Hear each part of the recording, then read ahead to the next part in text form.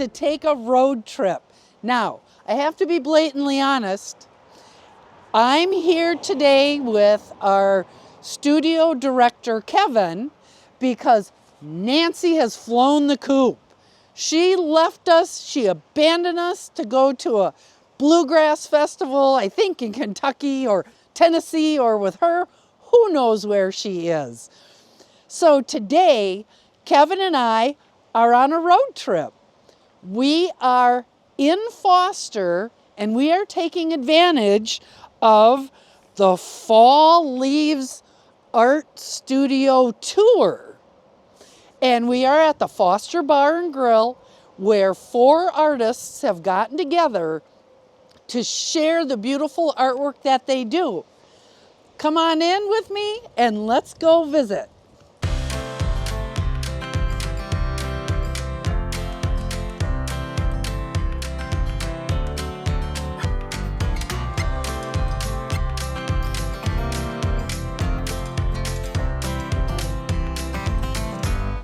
My goodness, what are we working on here? And could you start with your name? My name is Jeff Nelson. Well, hello, Jeff. Hello, it's nice to meet you. It's nice to meet see you here. Absolutely, this is wonderful. We're so glad that you guys take the time to do this multi-day event, correct? Yes, it is multi-day. It's usually the same weekend every year. This is the art tour, Falling Leaves art tour. It's 21st year this year, I believe. Many years in process. Barb and I are somewhat new to the trail, but this is our second year. Oh, fabulous. And now what are you working on? This is an oil pastel. Okay. Watercolor base and oil pastel. Now, how did you become interested in working in pastels? Pastels were a training device used at university I attended to prep you for being an oil painter. So it was a preliminary step to being an oil painter. Start with this, go to oil paint. So this was just a beginning step. And how long have you been involved in making such beautiful, beautiful pictures? Well, thank you for the compliment, first off. I probably can safely say that due to family and other issues and a career, I started back in my art when I retired about 2012. Okay. So I've been painting since then. So outside of collegiate training, are you pretty much self-taught? I have a university degree. I have a BFA in art through the University of Wisconsin system. Okay. And an art degree and a math degree. So I worked in mathematics for my career. And then now that I'm retired from mathematics and teaching, I now am doing my artwork. But you're not paint by numbers, right? If he's doing math, good. He's paint by numbers. Nice segue. But no, I don't paint by equations or mathematical formulas. No, I don't. Well, fantastic. I like that. Can you show us some of your other artwork? Certainly. Let's see. Take the light bar? Not so sure. I'm not sure. We'll go without. I paint in acrylics and watercolors. So here's an example of an acrylic painting up here on the wall. Or up on the stander. I apologize for it not being well lit. No, there we go. There. That's the Eau Claire River off Highway 37 in our area. So that's an acrylic. Below it is an example of a watercolor that I paint as well. Wildlife and landscapes are what I specialize in. And now who's responsible for the flowers? This would be Barb. Okay, we're going to transition over to Barb.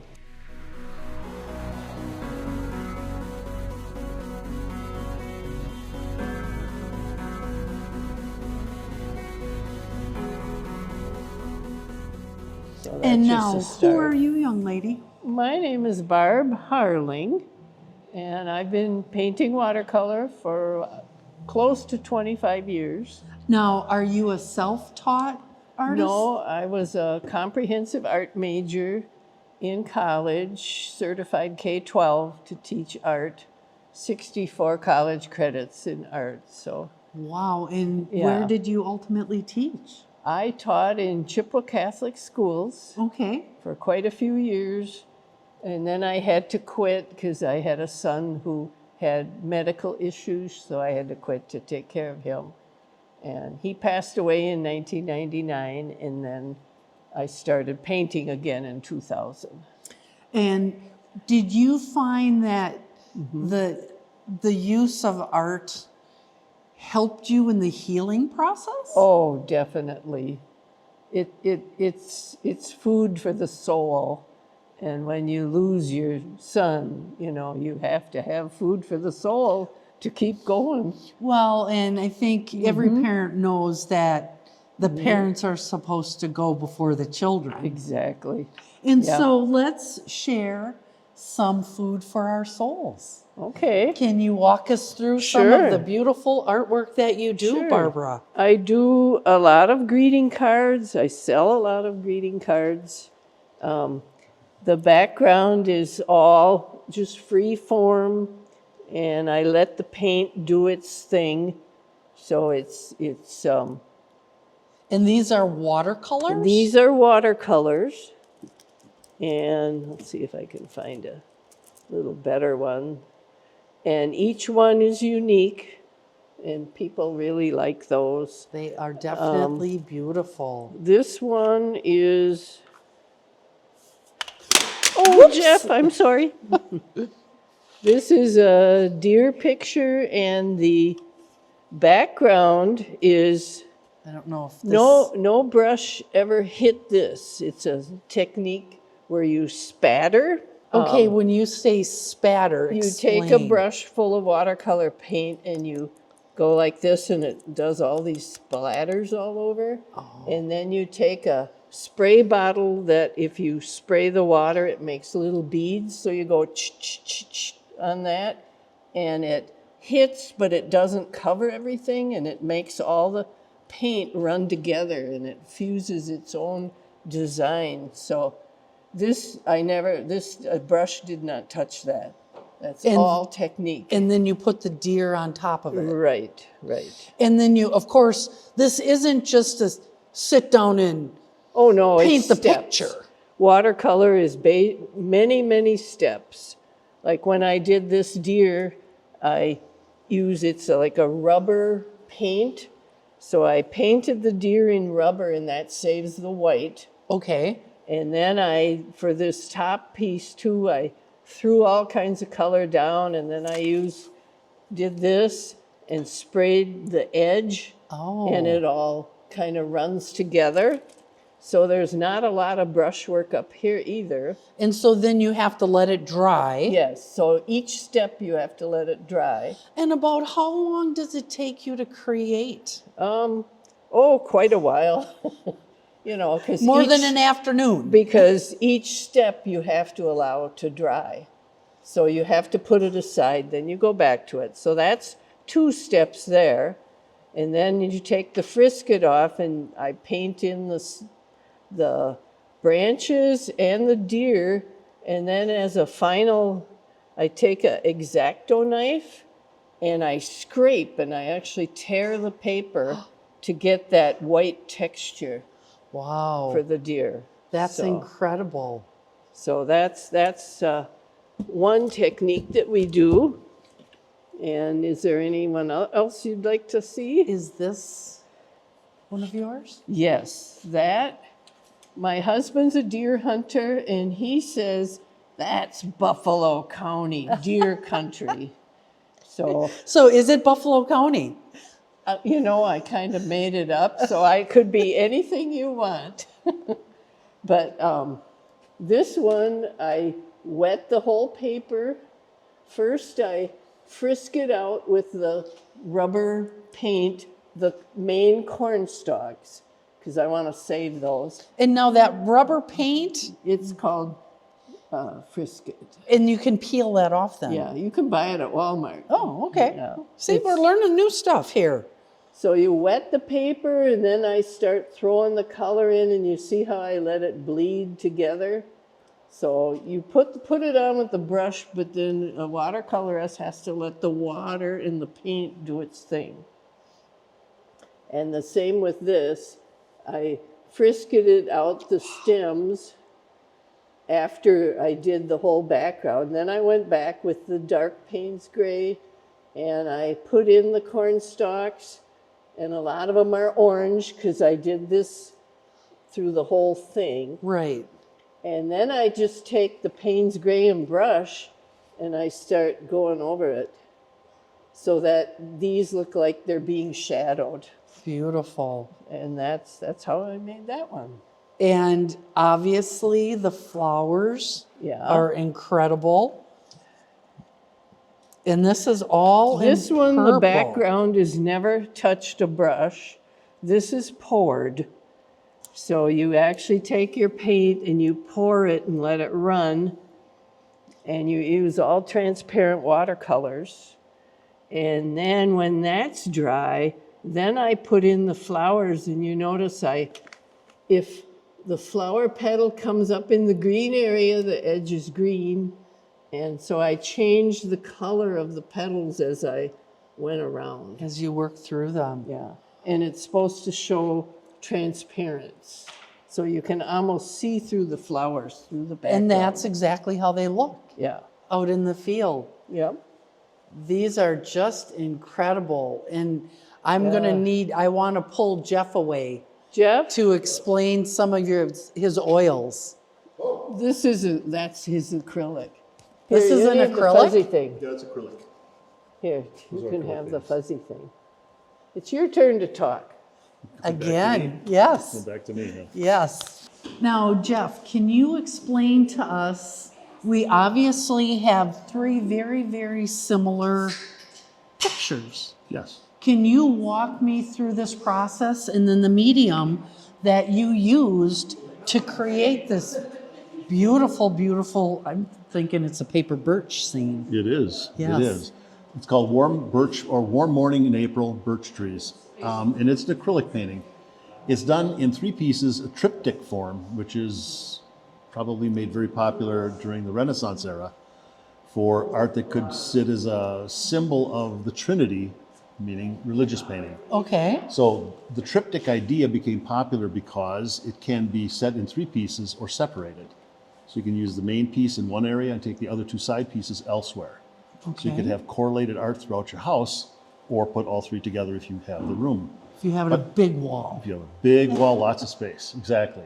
But this is a triptych, and it is big. It's about 5 feet by about 3.5 feet in total dimension. And like I did say, is acrylic with paintbrush and a lot of palette knife application of paint. Okay, now explain palette knife. That's kind of like when you take that goopy stuff and like fix a window, right? You replace the pane. It is a little bit like, yes. And you got that little scraper thing that's about that big or so, but I would assume in the art world, it's different, more complex. Well, the concept is the same. It is a knife, varying size knives. You scoop up your paint, line it on the edge of the knife, and then you come up, and these lines are done with palette knife. These lines are done with palette knife. All of this texturing is done with palette knife. This then is brushwork. This is brushwork.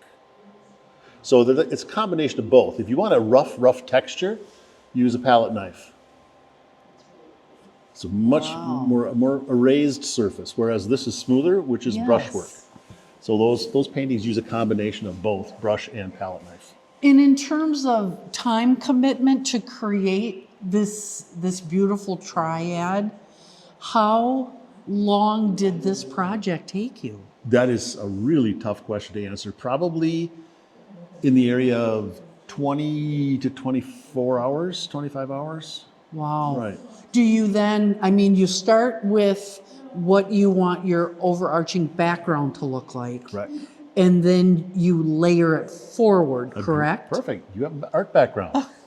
You know exactly the process. You start with what is furthest from the viewer and work toward the viewer with your detail. So the sky in the background, and then you come to the middle ground, and then the foreground trees and the shadows. So yes, that is how you build this out. Okay, let's look at some more of your work. Should we come back over in this direction? Now, I'm noticing this affinity for this beautiful, beautiful That's barbs. barbs. Yep. And is this Barb's? That's Barb's too. Okay, back over here. Yep. Oh, look at this. Now, is this on the Chippewa Hey. River? This is actually a piece very near Lake Superior, and I'm trying to figure out where this was on the St. Louis River, I think. Oh, wow. So this would be breakwater between the St. Louis where it enters into Lake Superior itself. That is just tremendous. Now, did you paint this from memory or did you click pictures? I take photos. A lot of photos. I don't do plein air Okay. painting. I don't, out in nature, I don't like to paint that way. Paints react differently in that environment than they do in a studio, and I prefer to have studio control. So I take pictures and photographs and I come back and alter and paint them. The colors are just And I tremendous. try to get that really electric look, real bright. Now, let's swing around and look at some of the wildlife prints. Certainly. Oh, look at this. This is, these are kind of, people are a little concerned about these guys in Wisconsin. The wolves, yeah. Yes. Yes, it's a friendly pack of wolves. The name of the piece is Alpha. And of course, obviously the alpha wolf is looking toward you, and the other ones have a little more of a passive look to them.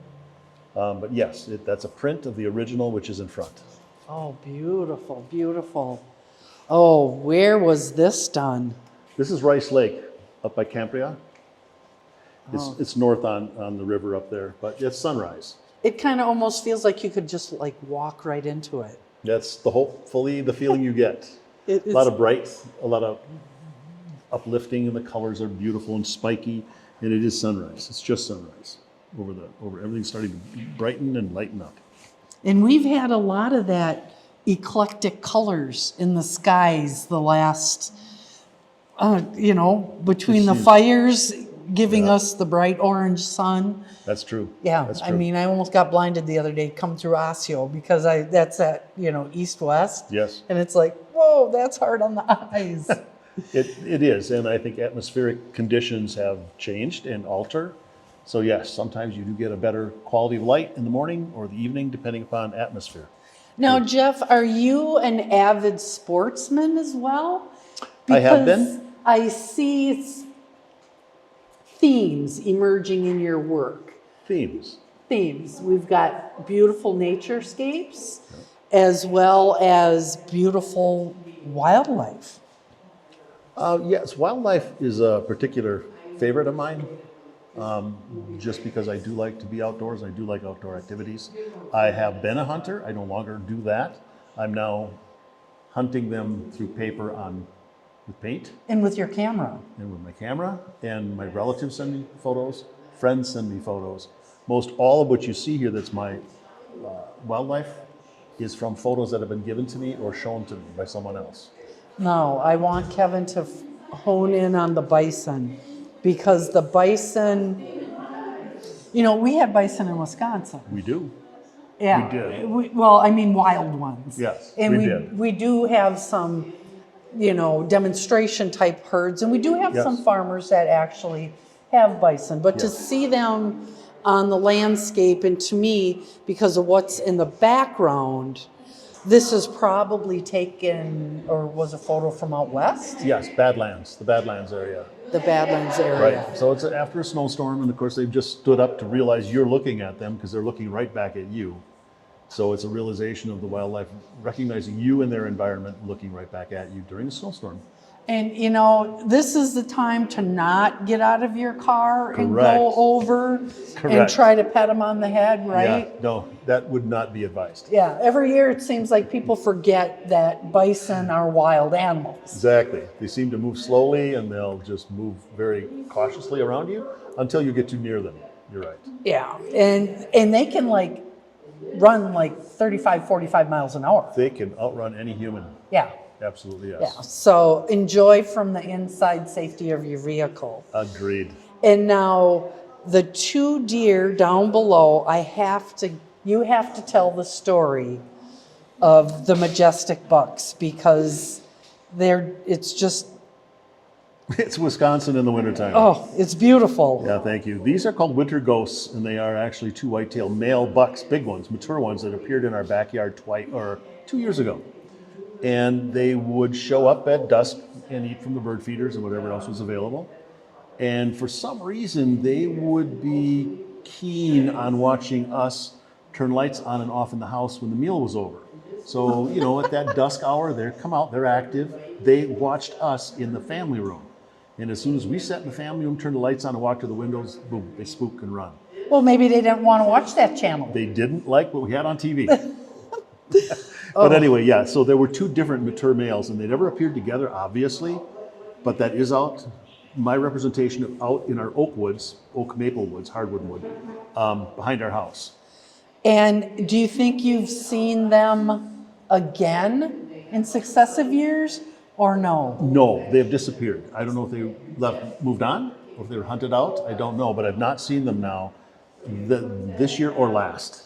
Okay, so There were two big eights. if you Big 8 recognize these deer and they're hanging on your wall, let Jeff know. Yeah, I want to know what you named them and how that all went for you.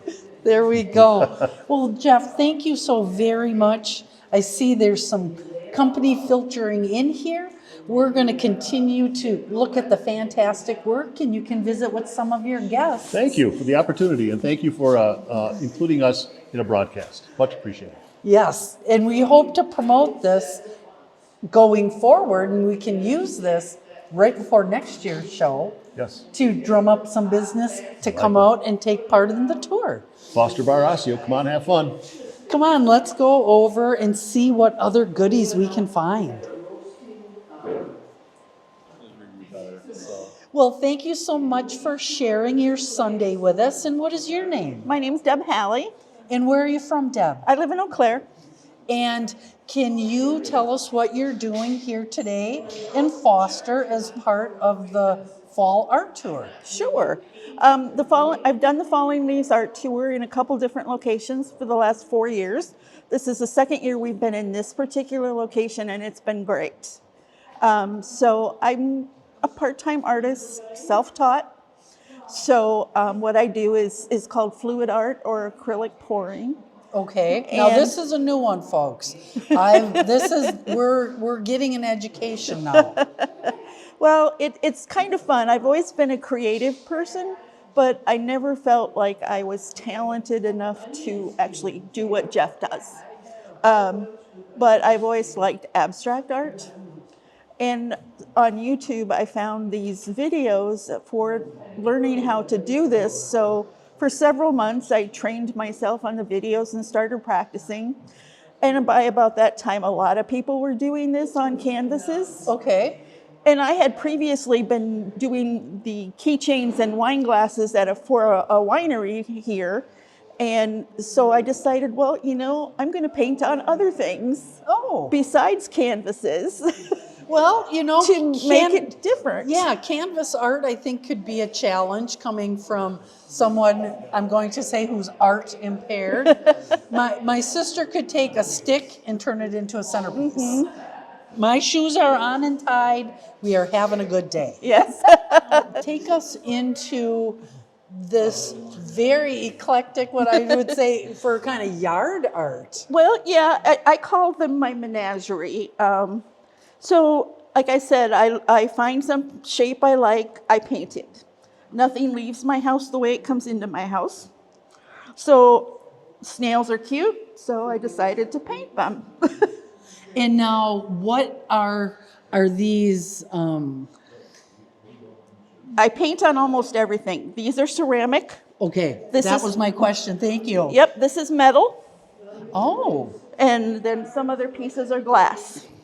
Oh, I want the glassware is just beautiful. I could envision, do you do a lot of things like this for like weddings and special I events? have, yep, I've matched many bridesmaids' dresses.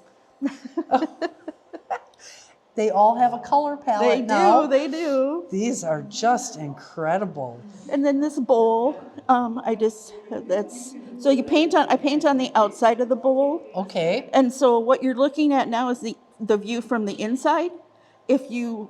I can pick it up if you want, but if you look at the back side, it's a little bit different view. Okay. So the same as if you look in the glass. Wow. So this is what it looks like if it's just sitting there. But where I painted it, it looks like this. Oh, wow. So you could almost, that's almost like a dual purpose piece because you could use it as a bowl for display. Right. Or you could use it as a stand because it's got the, Yes, the you could. flat. Yeah, that particular one, you could set it flat on the table and put something on it. Wow. These are just beautiful. And then I do see that you've also done some canvas work. I do. I started, that's kind of where I started, but like I said, I added other things as we go Right. along.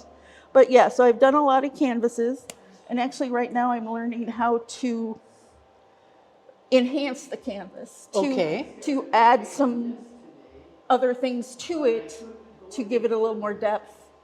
And I had one here earlier, which someone happened to buy it, but it has little gears all over it. Oh, now one thing I'm noticing, and you can walk us through this, when we were talking with Jeff and Barbara, they were talking about brush strokes and using a paint knife to get certain details. How do you get this level of You want to hand me detail? that? I'll show you. Oh, definitely. So to start acrylic painting, basically what I take a cup and I layer different color choices on top of each other In the cup. in the cup. Oh, And it's a thinner, I thin the paint a little bit, but it's just regular acrylic paint. And then there are a variety of methods that you can do it, but basically what you can do is take your cup, turn it upside down, pick it up, and plop it. and then you tilt. And then that's how the things come off that I use for my jewelry. Oh, wow. So being, as my children say, a control freak, I think that's most kids. doing this really kind of helps me relax because I have not the control of it that I, Oh, wow, yeah. because I can choose the colors. I can kind of just choose the direction I want to go by the method I Right. want. But once you start tilting, it takes on a life of its it own. does. Oh, incredible. Yeah, you're never sure how it comes out, and then they always look a little bit different by the time they dry. Awesome. And then you also have like cups with lids. Yeah, And the everybody loves the water containers. these particular cups are actually plastic that I painted. So a little cricket. Isn't that adorable? And now you have items that are for sale, as does Jeff and Barbara.